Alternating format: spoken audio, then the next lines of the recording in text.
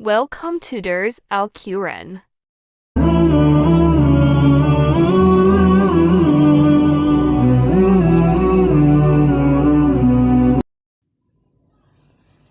السلام علیکم ورحمۃ اللہ وبرکاتہ نحمده ونصلي على رسوله الكريم اما بعد فاعوذ باللہ من الشیطان الرجیم بسم اللہ الرحمن الرحیم رمضان المبارک انشاءاللہ ایک دو دن تک رمضان المبارک شروع ہو رہا ہے۔ تو ہم رمضان المبارک میں روزے رکھتے ہیں، اللہ نے ہم پر روزے فرض کیے ہیں، تو ان روزوں کی کیا فضیلت ہے؟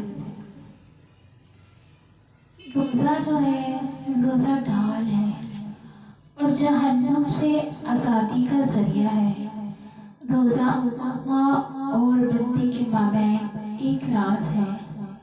روزہ نور ہے اور روشنی کا ذریعہ ہے۔ رسول اللہ صلی اللہ علیہ وآلہ وسلم نے فرمایا، روزے کی فضیلت بیان کرتے ہوئے، ہر چیز کی کوئی زکوٰۃ ہوتی ہے، انسان کے جسم کی جو زکوٰۃ ہے وہ روزہ ہے۔ اگر روزہ رکھے گا تو اس کے جسم کی زکوٰۃ ادا ہوگی۔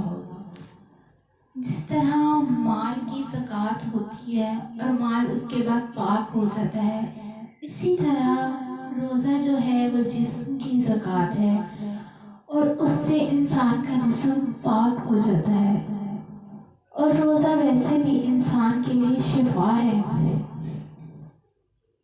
رسول اللہ صلی اللہ علیہ وآلہ وسلم نے فرمایا، سحری کھایا کرو کیونکہ سحری کھانے میں بھی اللہ نے برکت رکھی ہے۔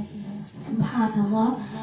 کچھ لوگ ایسے کرتے ہیں کہ جب روزہ رمضان ہوتا ہے تو وہ اپنی سستی کی وجہ سے یا پھر انہوں نے صبح جاب پہ یا کام پہ جانا ہوتا ہے، اس کی وجہ سے وہ رات کو ہی سحری کر کر سو جاتے ہیں، کھانا کھا کر، تاکہ ہم اٹھیں اور فجر کی نماز ادا کریں۔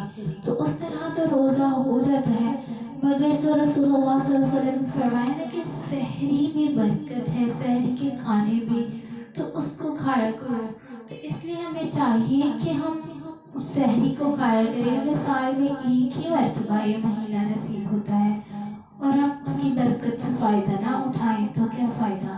تو اس لیے سب لوگوں کو چاہیے، ہمیں چاہیے کہ ہم سحری کھائیں اور اللہ کی برکت کو حاصل کریں۔ تو یہ ماہ رمضان اپنے دامن میں رحمتیں برکتیں لے کر نازل ہوتا ہے۔ رمضان کا جو پہلا عشرہ ہوتا ہے وہ رحمت کا ہوتا ہے، دوسرا عشرہ مغفرت کا ہوتا ہے اور تیسرا عشرہ جہنم سے آزادی کا ہوتا ہے۔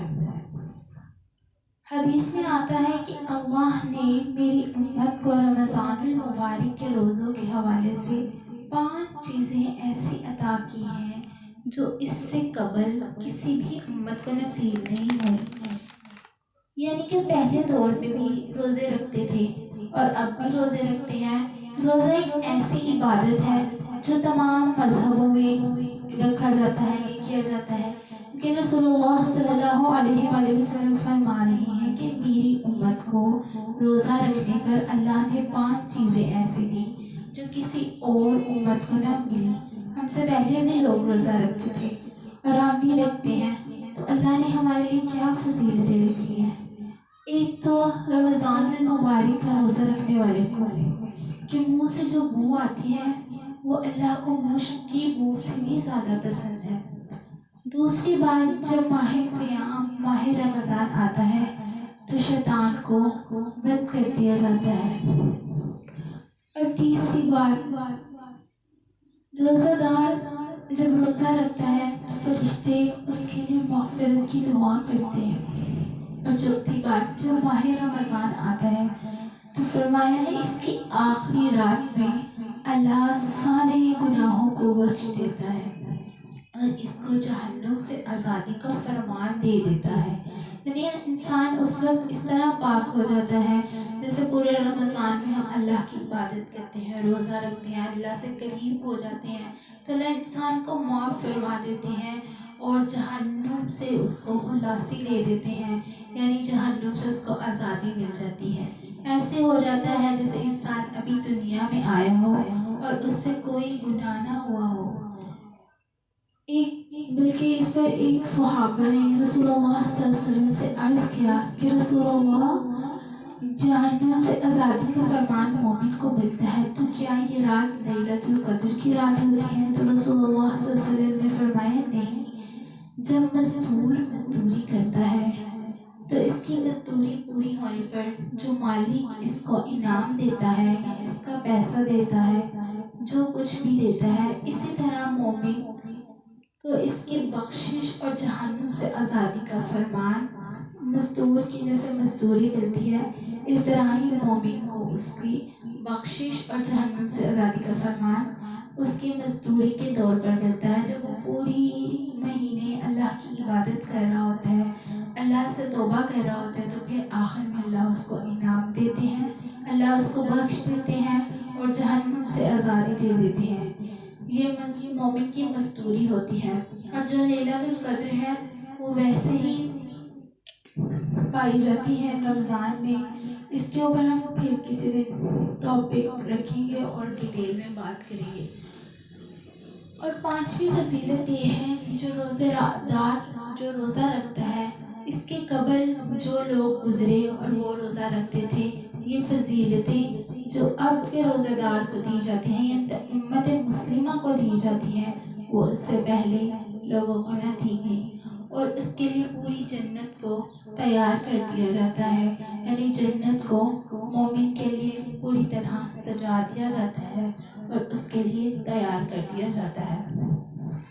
حضرت ابو ہریرہ رضی اللہ تعالی عنہ سے ایک روایت مروی ہے کہ رسول اللہ صلی اللہ علیہ وآلہ وسلم نے فرمایا کہ ابن آدم ہر عمل اپنے لیے کرتا ہے مگر روزہ جو ہے اللہ نے فرمایا وہ میرے لیے ہے اور اس کی جزا میں دوں گا۔ اور روزہ ڈھال ہے، اور فرمایا جب کوئی شخص روزہ رکھتا ہے نا تو اس کا یہ عمل اللہ کے لیے ہے اور اللہ اس کی جزا دینے والے ہیں۔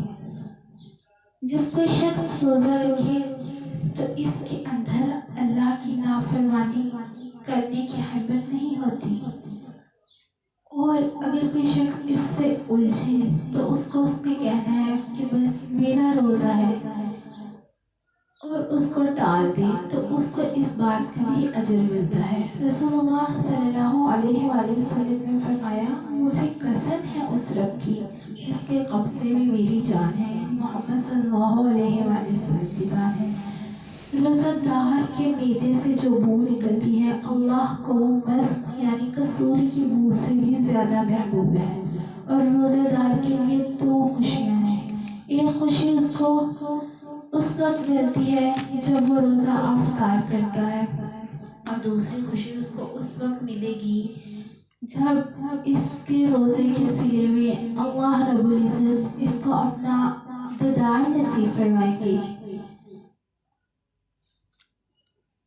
ایک بات یہ ہے کہ دنیا کی جتنی بھی دولتیں ہیں جو انسان کو دی گئی ہیں وہ اس کے ایمان پر ہے، اور قیامت کے دن سب سے بڑی دولت جو اہل ایمان کو دی جائے گی وہ اللہ تعالیٰ کا دیدار ہوگا۔ جنت کی تمام نعمتیں اور تمام آسائشیں دنیا کی دولت اور نعمت کے بدلے میں کچھ بھی نہیں، جنت کی کسی نعمت کا مقابلہ نہیں کر سکتی۔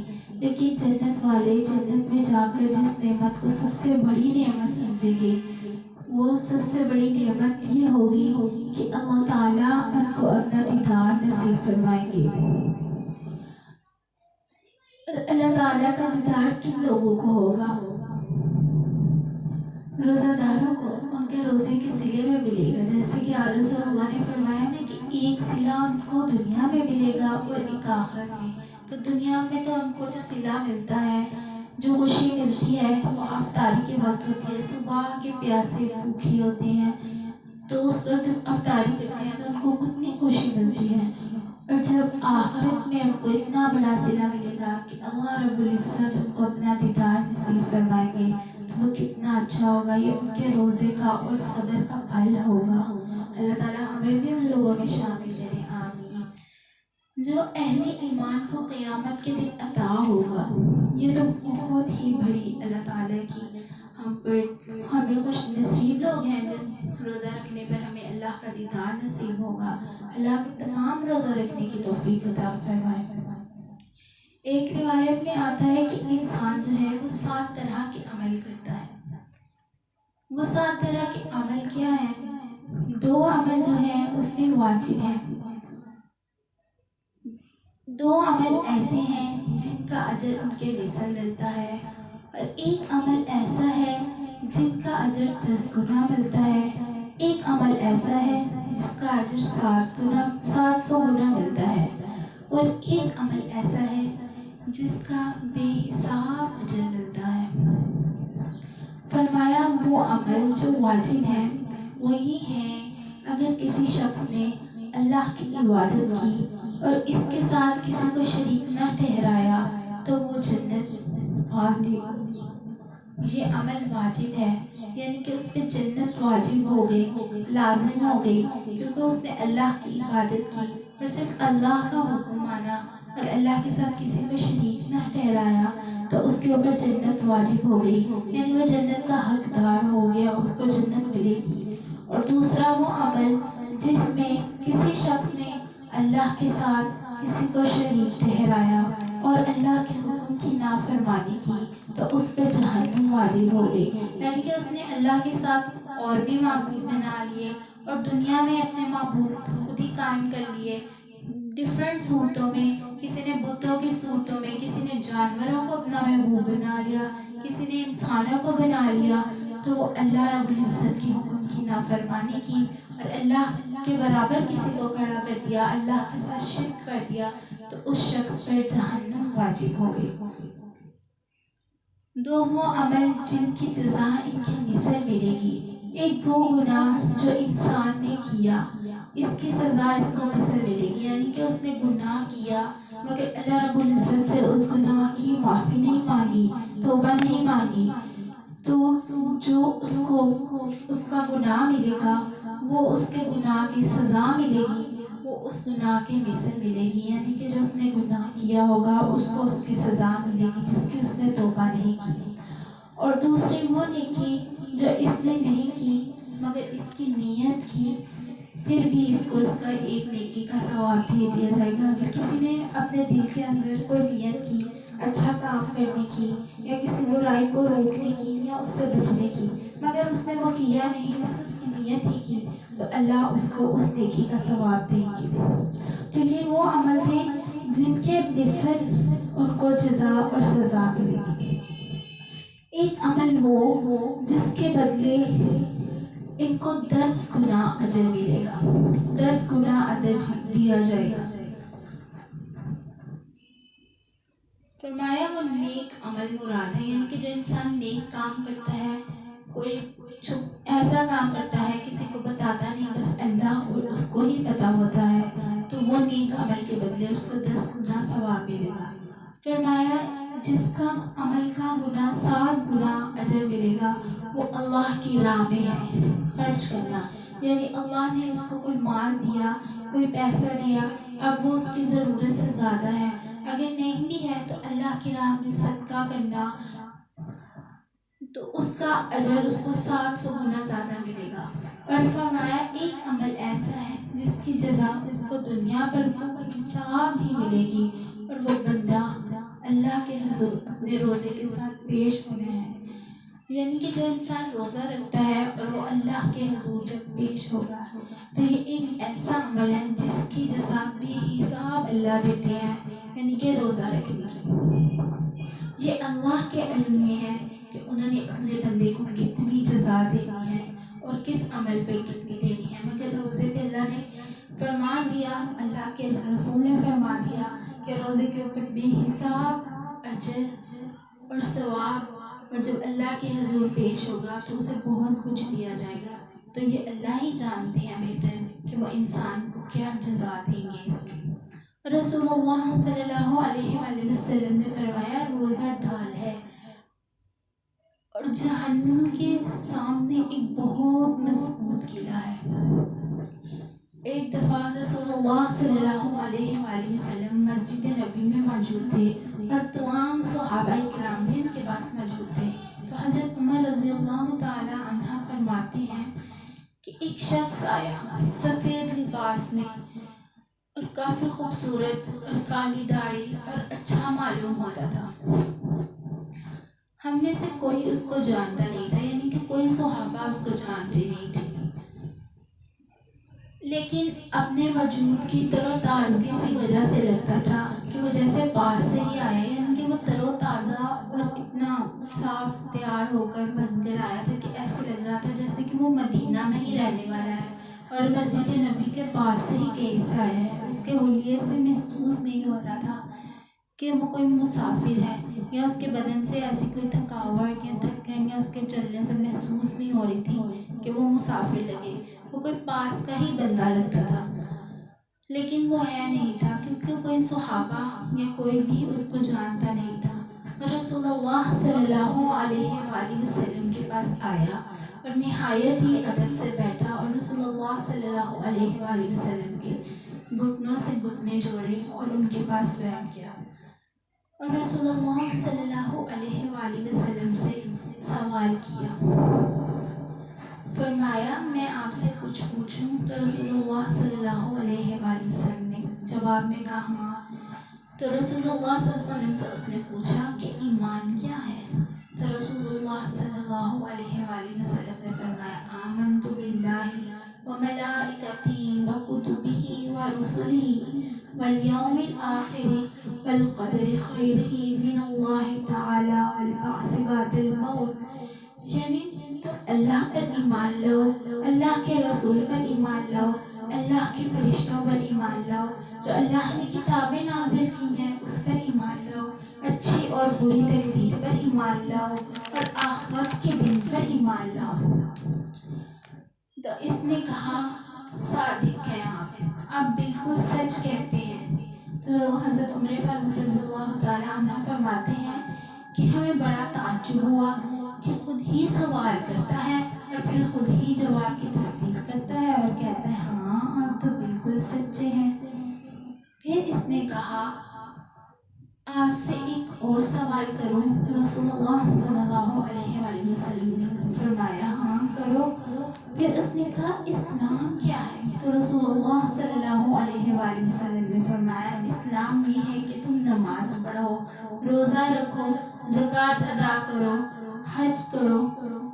تو رسول اللہ صلی اللہ علیہ وسلم نے اس کو ارکان اسلام بیان کیا. تو وہ کہنے لگا ہاں آپ سچے ہیں، آپ صادق ہیں، آپ بالکل سچ کہتے ہیں، اسلام یہی ہے. پھر فوراً ہم حضرت عمر فاروق رضی اللہ عنہ کہتے ہیں پھر ہمیں تعجب ہوا کہ خود ہی سوال کر کے خود ہی اس کی تصدیق کرتا ہے، خود پوچھتا ہے اور خود ہی سچا کہتا ہے، پتہ ہے تو کیوں سوال کرتا ہے. پھر رسول اللہ صلی اللہ علیہ وسلم سے اس نے ایک اور سوال کیا. اس نے کہا احسان کیا ہے؟ آپ نے فرمایا احسان یہ ہے کہ تو اللہ کی عبادت اس طرح کرے کہ گویا تو اسے دیکھ رہا ہو، اور اگر یہ کیفیت نصیب نہیں ہو تو کم سے کم یہ کیفیت نصیب ہو جائے کہ وہ اللہ تم کو دیکھ رہا ہے. تو وہ کہنے لگا ہاں آپ بالکل سچ کہتے ہیں، یہ بالکل ٹھیک بات ہے. پھر اس نے قیامت کی کچھ نشانیوں کے بارے میں سوال کیا. پھر رسول اللہ صلی اللہ علیہ وآلہ وسلم نے اس کو جواب دیا.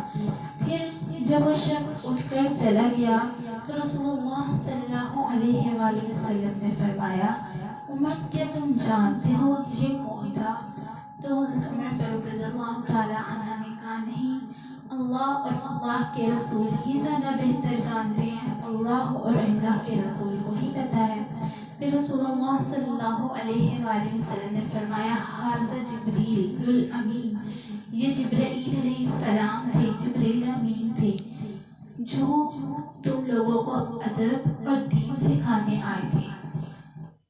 جبرائیل جو اسلام انہوں نے سوال کیے وہ 3 سوال تھے کہ اسلام کیا ہے، ایمان کیا ہے اور احسان کیا ہے.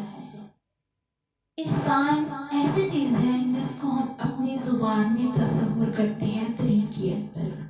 یہ دین کی روح ہے. جو لوگ طریقیت کا انکار کرتے ہیں وہ دین کی روح کا انکار کرتے ہیں. رسول اللہ نے جو طریقیت بیان فرمائی اللہ کی عبادت تو اس طرح کرے کہ جیسے اللہ تجھے دیکھ رہا ہو.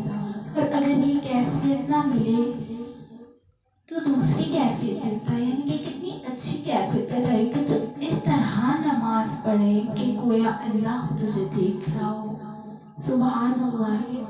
یعنی کہ اللہ انسان کو دیکھ رہا ہے. تو ہم آج نماز کیسے پڑھتے ہیں؟ ہمیں تو پتہ ہی نہیں ہوتا ہم نماز کیسے پڑھیں. ہم نیک عمل کریں، کوئی بھی کام کریں، ہمیں تو اللہ کا ڈر ہی نہیں ہوتا. ہمیں تو بلکہ دنیا کا ڈر ہوتا ہے کہ دنیا ہمیں دیکھ رہی ہے. اگر ہم یہ کیفیت اپنے اندر لائیں، اگر ہم یہ کیفیت نہیں لا سکتے کہ اللہ کو ہم دیکھ رہے ہیں، تو اتنی کیفیت ہم لا سکتے ہیں نا کہ اللہ ہمیں دیکھ رہا ہے. تو اگر ہم یہ کیفیت اپنے اندر لائیں تو ہم سے کوئی بھی گناہ سرزد نہ ہو کہ اللہ ہمیں دیکھ رہا ہے. پھر بتایا کہ انسان کی زندگی میں کتنا کچھ ہے اور مگر انسان نماز، اللہ نے اس کو نماز پڑھنے کا حکم دیا تو اس کا نماز ایسے نہیں وہ پڑھ سکتا کہ وہ اللہ کو دیکھ رہا ہے. تو کم از کم وہ ایسے تو نماز ادا کرے کہ اللہ اس کو دیکھ رہا ہے. اگر کوئی نیک عمل کر رہا ہو تو وہ یہ سمجھے کہ میرا مالک مجھ پر نگاہ لطف فرما رہا ہے، میرا مالک مجھے دیکھ رہا ہے. تو پھر اس عمل کو کرنے کی کیفیت اور اس کام کو کرنے کی کیفیت کیا ہی ہوگی. پہلی کیفیت تو یہ ہے کہ ہم اللہ کو دیکھ رہے ہیں اور دوسری کیفیت یہ کہ اللہ ہمیں دیکھ رہا ہے. حضرت علی رضی اللہ تعالیٰ عنہ سے کسی نے پوچھا جس رب کی آپ عبادت کرتے ہو کیا آپ نے اس کو کبھی دیکھا ہے؟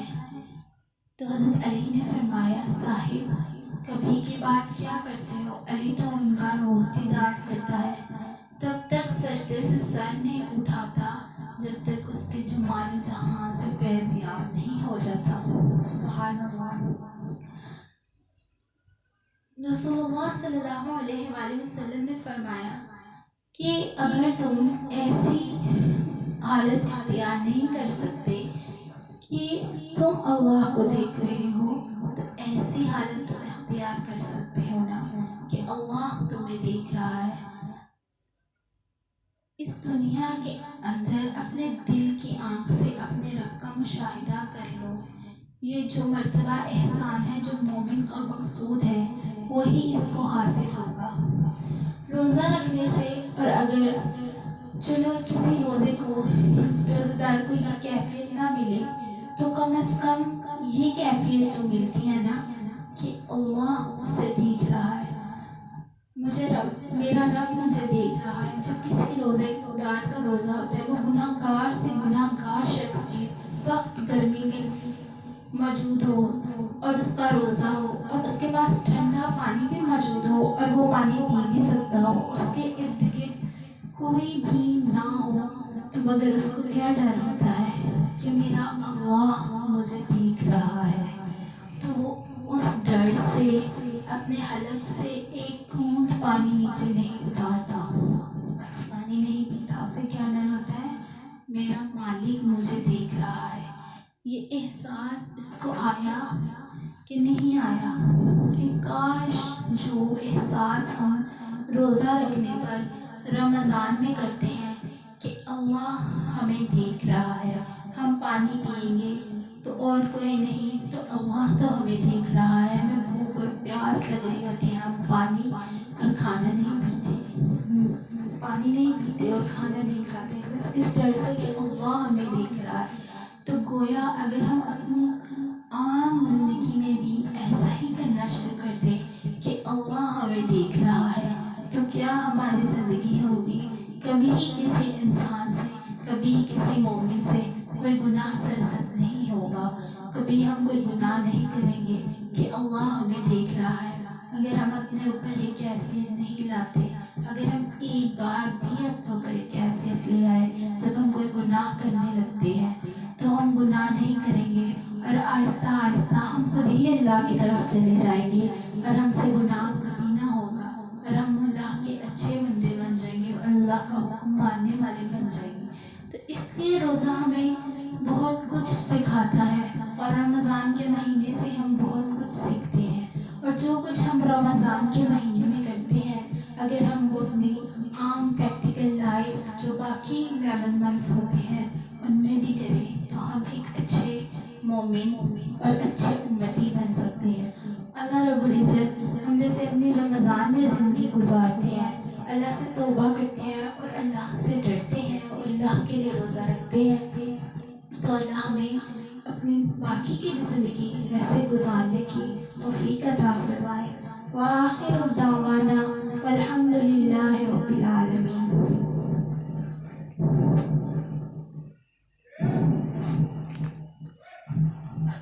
دعا کرتے ہیں. اللهم صل على محمد وعلى آل محمد كما صليت على إبراهيم وعلى آل إبراهيم إنك حميد مجيد. اللهم بارك على محمد وعلى آل محمد كما باركت على إبراهيم وعلى آل إبراهيم إنك حميد مجيد. ربنا تقبل منا إنك أنت السميع العليم وتب علينا إنك أنت التواب الرحيم. ربنا آتنا في الدنيا حسنة وفي الآخرة حسنة وقنا عذاب النار وقنا عذاب القبر وقنا عذاب الحشر وقنا عذاب الميزان.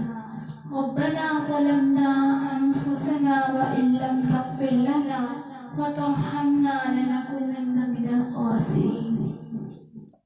اے مالک ہم تیرے عاجز بندے ہیں حقیقت میں نہایت ہی گندے ہیں. اے اللہ ہمارے دلوں کے اندر کی گندگیوں کو دور فرما دیجیے ہمارے دلوں کی سختیوں کو دور فرما دیجیے ہمارے دل کی ظلمت کو دور فرما دیجیے. اللہ ہمارے دلوں کو منور فرما دیجیے ہمارے دل کی دنیا کو آباد فرما دیجیے. اللہ ہمارے گناہوں کو پاک فرما دیجیے ہمارے دلوں کو صاف فرما دیجیے ہمارے سینوں کو اپنی محبت سے لبریز فرما دیجیے. اپنے عاشق کی آتش ہمارے سینوں میں پیدا فرما دیجیے ہمارے انگ انگ سے اپنے ذکر کو جاری فرما دیجیے. اے اللہ ہمارے روح سے اپنے ذکر کو جاری فرما دیجیے ہڈی بوٹی میں اپنی محبت فرما دیجیے. میرے مولا ہماری جسمی بیماریوں کو دور فرما دیجیے روحانی بیماریوں کو دور فرما دیجیے حلال طیبہ پاکیزہ رزق نصیب فرما دیجیے غیر کی محتاجی سے محفوظ فرما آنے والے وقت کو گزرتے وقت سے بہتر فرما آنے والی زندگی گزرتی ہوئی سے زندگی سے بہتر بنا. میرے مولا جو غفلتیں ہوئی معاف فرما. رب کریم رحمت کا معاملہ فرما. اے اللہ اپنی رحمت کا معاملہ فرما دیجیے. اے اللہ ہمیں اپنی بارگاہ میں قبولیت عطا فرما اور اپنے محبوب رسول اللہ صلی اللہ علیہ وسلم کے ہاں بھی قبولیت نصیب فرما. رب کریم رحمت کا معاملہ فرما. اے اللہ رب العزت ہم دنیا میں ایسے وقت میں آئے کہ آپ کے محبوب کا دیدار نہ کر سکے. اللہ ہم نے سنا ہے قرآن مجید میں آیا ہے کہ قیامت کے دن آپ کچھ لوگوں کو اندھا کھڑا کریں گے. اے اللہ ڈر لگتا ہے اگر آپ نے قیامت کے دن اندھا کھڑا کیا تو آپ کے محبوب کے ہاں وہاں بھی دیدار نہ کر سکیں گے. اے اللہ اس پوری محرومی سے بچا لے. اللہ جہاں نہیں دیکھ سکے تو قیامت کے دن اپنے محبوب کا دیدار عطا فرما. اے اللہ بڑی تمنا ہے اس چہرے کو دیکھنے کی جس آپ نے وضحا کہا ہے ان کو زلفوں کو دیکھنے کی جنہیں آپ نے واللیل کہا ہے. رب کریم اپنی رحمت کے ساتھ قیامت کے دن ان کے جھنڈے کے نیچے حاضری کی توفیق عطا فرما دینا ان کی شفقت نصیب فرما دینا ان کے ہاتھوں سے حوض کوثر کا جام عطا فرما دینا. اے اللہ جنت میں ان کے قدموں کی جگہ قدموں میں جگہ عطا فرما دینا۔ اے کریم اللہ رحمت کا معاملہ فرما دیجئے۔ اے رحیم اللہ، اے کریم اللہ، اے اللہ گناہوں کو معاف فرما دیجئے۔ آئندہ نیک کاروں کی زندگی عطا کر دیجئے۔ جو مرد یا عورتیں دین کا کام کرنے والے ہیں سب کے ساتھ اپنی مدد شامل فرما دیجئے۔ اللہ ان کی قبولیت عطا فرما دیجئے۔ اے رب کریم آنے والے وقت کو گزرے وقت سے بہتر بنا دیجئے۔ اے اللہ جو دین ادارے چل رہے ہیں یا بنائے جاتے ہیں ان کے ساتھ اپنی مدد شامل فرما دیجئے۔ اللہ گھروں کی پریشانیوں کو دور فرما دیجئے۔ اے اللہ الفتیں اور محبتیں والا معاملہ عطا فرما دیجئے۔ اخلاق حمیدہ عطا فرما دیجئے۔ اللہ آپ کو معذرت کرتے ہیں، ہم اپنے آپ کو پیش کرتے ہیں۔ اللہ سر کے بالوں سے لے کر پاؤں کے ناخن تک ہمیں سنت سے رنگ دیجئے۔ اللہ ہمیں رنگ دیجئے۔ صبغۃ اللہ ومن احسن من اللہ صبغۃ، ہمیں اپنے رنگ میں رنگ لیجئے۔ اے اللہ رحمت کا معاملہ فرما دیجئے۔ اے کریم اللہ، اے رحیم اللہ، اپنے محبوب کے دیدار عطا فرما دیجئے۔ اے اللہ ہمیں اپنے گھر کا اور اپنے محبوب کے گھر کی حاضری عطا فرما دیجئے۔ جو مانگا وہ بھی عطا فرما دیجئے، اور جو مانگنا چاہیے تھا نہیں مانگ سکے وہ بھی اپنی رحمت سے عطا فرما دیجئے۔ صلی اللہ